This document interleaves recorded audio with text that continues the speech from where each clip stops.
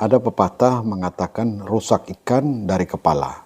Jika kita mau membeli ikan, pasti kita melihat ikan itu dari kepala untuk baru atau tidaknya. Saudara-saudara, begitu pula kita di dalam konstelasi politik pemilihan caleg, yang pertama kita lihat jejak rekam daripada caleg itu.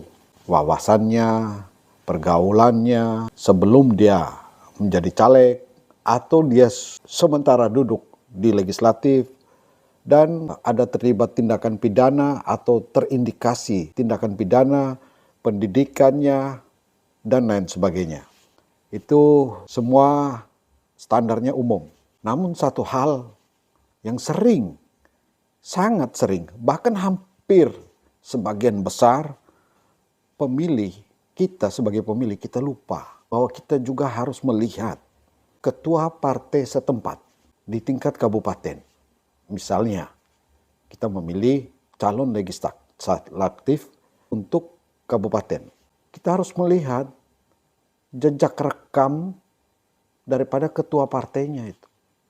Tidak sedikit oknum-oknum ketua partai mempergunakan partai sebagai alat untuk mendatangkan uang.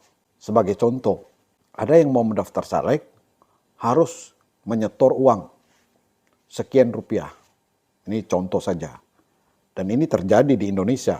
Yang kedua, apabila calegnya, calon legislatifnya lolos dan duduk di kursi parlemen legislatif, maka selain kontribusi yang ditentukan oleh ADART partai, tidak sedikit oknum-oknum ketua partai juga meminta jatah proyek. Dan hal ini berdampak buruk kepada pelayanan anggota legislatif kepada masyarakat. Kalau orang yang kita pilih, saudara atau teman atau kenalan atau tokoh masyarakat, tokoh agama atau tokoh adat yang kita pilih duduk di dalam lembaga legislatif melalui partai-partai yang notabene ada oknum-oknum ketua yang rakus akan uang, rakus akan proyek, maka sama dengan kita membawa saudara atau orang yang kita pilih ke dalam jurang. Kenapa saya katakan ke dalam jurang? Karena dia akan dikendalikan oleh oknum-oknum ketua partai yang tidak punya moral. Saya ketua partai Hanura, Kabupaten ND. Saya tidak bisa menilai diri saya sendiri, tetapi Anda boleh melihat profil saya di beberapa media sosial, di Facebook, di TikTok, di Instagram. 17 tahun saya di dunia politik.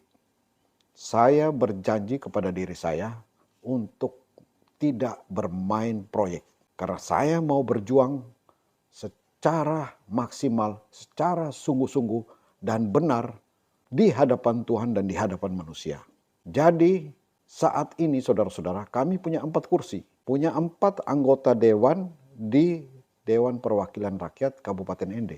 Saya tidak pernah memerintahkan anggota saya untuk memberi saya proyek atau melobi proyek-proyek ke bupati atau ke kepala-kepala dinas, tidak sama sekali.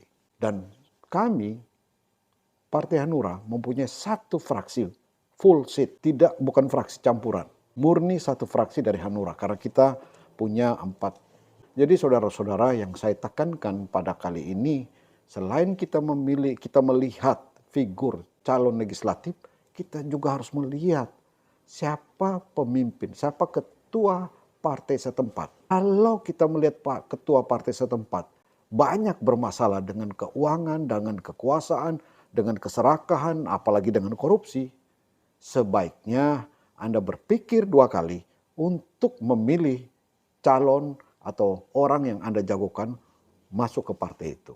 Saya Yosef Filmon Wongso Setiawan, Ketua Hanura Kabupaten ND, menyampaikan hal ini untuk kecerdasan politik bagi rakyat Flores dan NTT pada umumnya. Tuhan berkati.